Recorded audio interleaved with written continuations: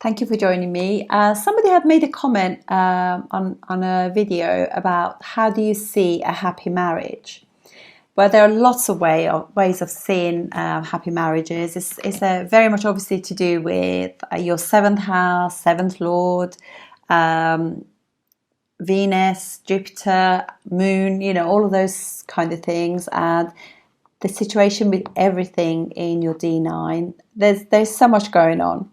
But generally speaking, though, there are a few things. I mean, obviously, in a what you call like in a in an ideal world, you would have like what is called the Karma Yoga, where you have like your seventh lord is exalted, your seventh house has got like benefic influence or is hemmed by benefics, all those kind of things could be amazing. You have got a strong Venus, etc., etc. However, most of us don't have things like that.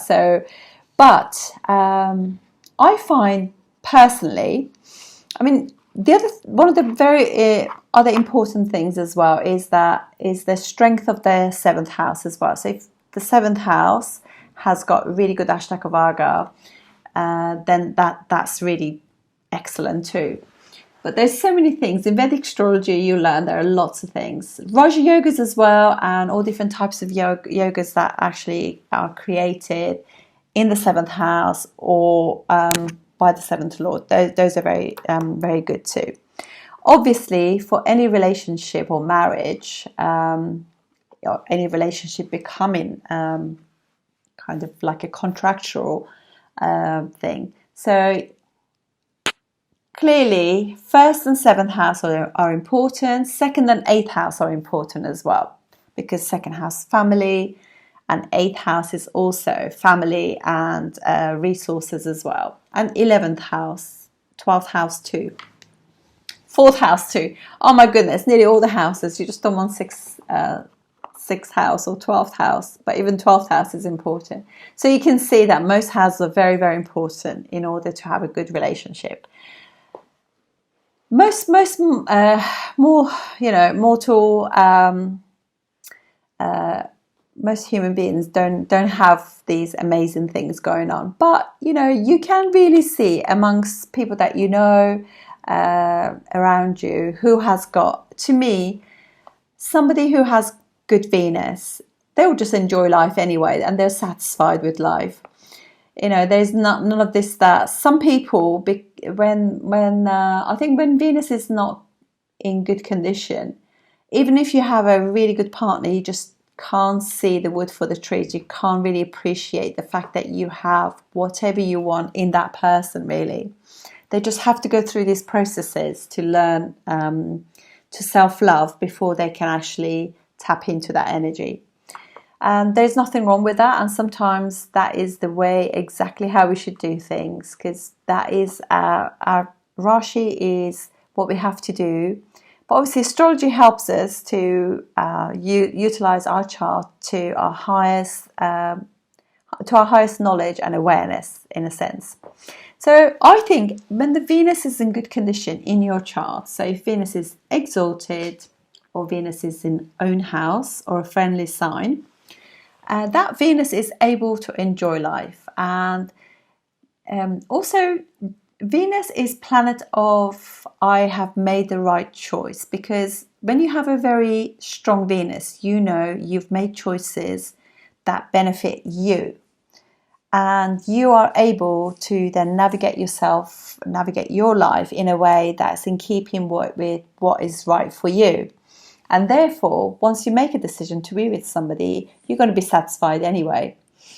So I think having a strong Venus is really good. And if your Venus is, I will show you a chart actually with this, where when it creates like a Malavya yoga, that Venus is amazing. It's a person that actually can just be in the moment, enjoy it, and that gives enjoyment to the partner as well. Because Venus, one of the most important things, obviously Venus is about making good choices, making good decisions. However, it's also a planet of graciousness and grace. So it's not a planet that is going to be like nitpicking the partner if Venus is in good condition, but actually probably doesn't even if they know there's imperfections, they never really, it's not a focus for them, because they can see that their partner has got so many other things that are just lovely. Why would I concentrate on that? And at the end of the day, they see the partner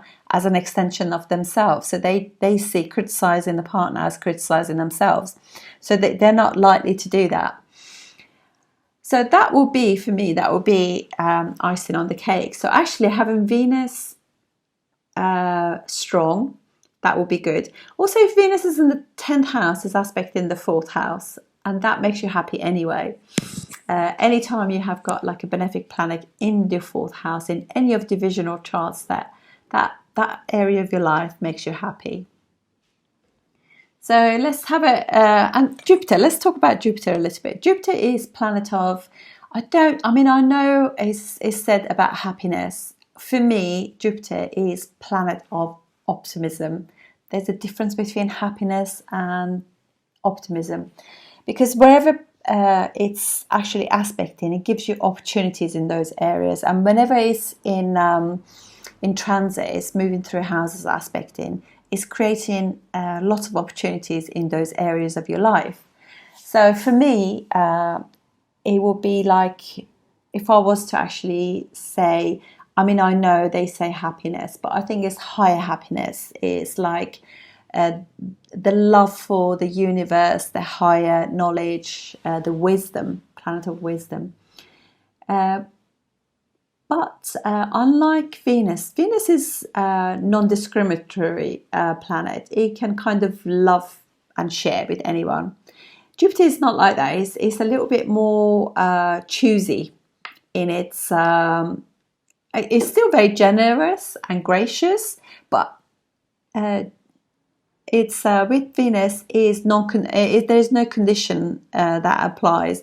Whereas sometimes with some, with Jupiter, it can make the person, even if they go through difficult times, they can be optimistic and look at the bigger picture and be happy. But they are a little bit, they can be judgmental, even if it's a tiny bit. It can be judgmental. But also, obviously, we want to look at the Ashtakavarga of the 7th house. That's very important. And I also find that if people are in dashas that are friendly towards each other, if the planets are, friendly with each other, like say if somebody's on Mercury, the other one is on Saturn, or you're both running Rahu, Nakshatra, or Rahu Venus, those kind of things can create a lot of common ground between people, and common ground is important. I know we always talk about like opposite attract. Opposite do attract, but it's also can be opposites can argue as well. But when you have things in common, it's kind of harmonious. You don't have to argue any case, if you like. There's an understanding there, I should say. If you're Atmakarka and you're Darakarka of yourself, say, or they are friendly with each other as well, that creates harmony too. And also, I always find if you're Darakarka, obviously it helps if your Darakarka is your partner's Atmakarka. Or I also think it works if you both have the same Atmakarka. It's amazing. It works really, really well. I also think it's really good to see like how you approach love as well. So people who've got like sun and moon 5 and 9 from each other, 3, 11 from each other, or opposite each other, or with it. I don't sun moon. No, actually, I'm not going to say that one. Yeah, that kind of shows that they. There is like a nice pull and push between how you approach, because your parents have been your teachers about relationships. So you know how you're going into the relationships from a healthy point of view. And actually that sometimes can be that your elder sibling could have like 6 and 8 relationship between sun and moon. So during the time they were conceived, their parents were not really on the same page, but maybe you're a middle child, and by the time they had you, there was more harmony in the relationship. So you could have like 311, they were having much more joyous like relationship. So you have learned a different lesson from your parents to what your elder sibling has learned from theirs.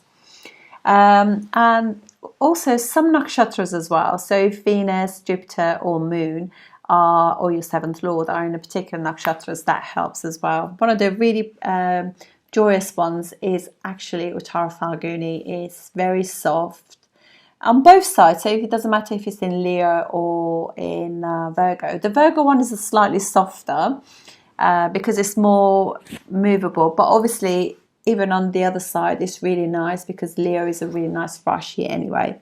But anyway, let's have a look at couple of charts. So the very first chart we're going to look at, this one, is, I don't know this lady's, she didn't know her time of birth, so it could be that it's not Taurus, as you can see here, but you can see that Moon is in Uttara Falguni and Venus is in a friendly Rashi in Gemini. And it's also not just that, but it's in Ardra, which is a friendly nakshatra to Venus, because Venus is friendly with Rahu, and it's sitting with a friend Rahu, so that always helps. And from there, it's also aspecting Venus is aspecting the fourth house, which is really nice. So it just makes this person happy, and she's honestly she has been with her.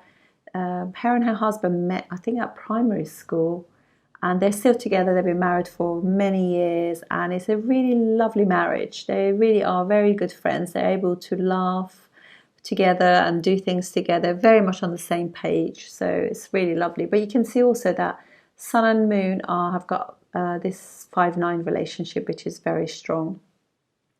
So, and if we go into, you can see Mars, her Atmakarka is friendly with Sun, which is Darakarka, which really helps.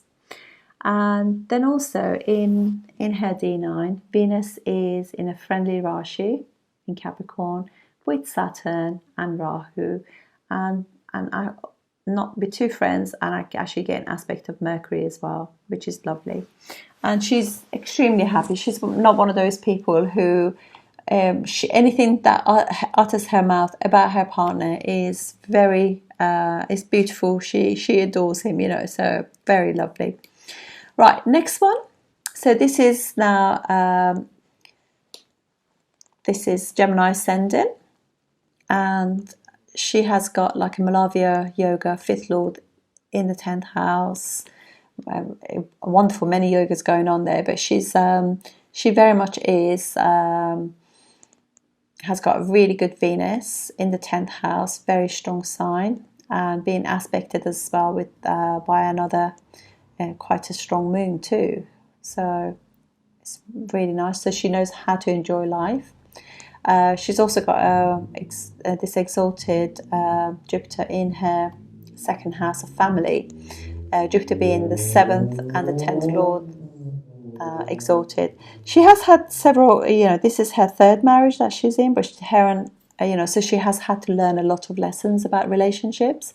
But nonetheless, though, she has actually managed to, her current husband, they've been together for a long time. They really are on the same page, and they are able to really enjoy life. And this is somebody who can really, really enjoy life.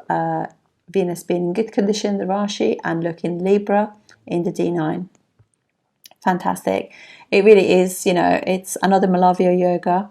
And as you can see, both Ascendant, Jupiter and Sun, they're all Vargotama in D9, which is fantastic.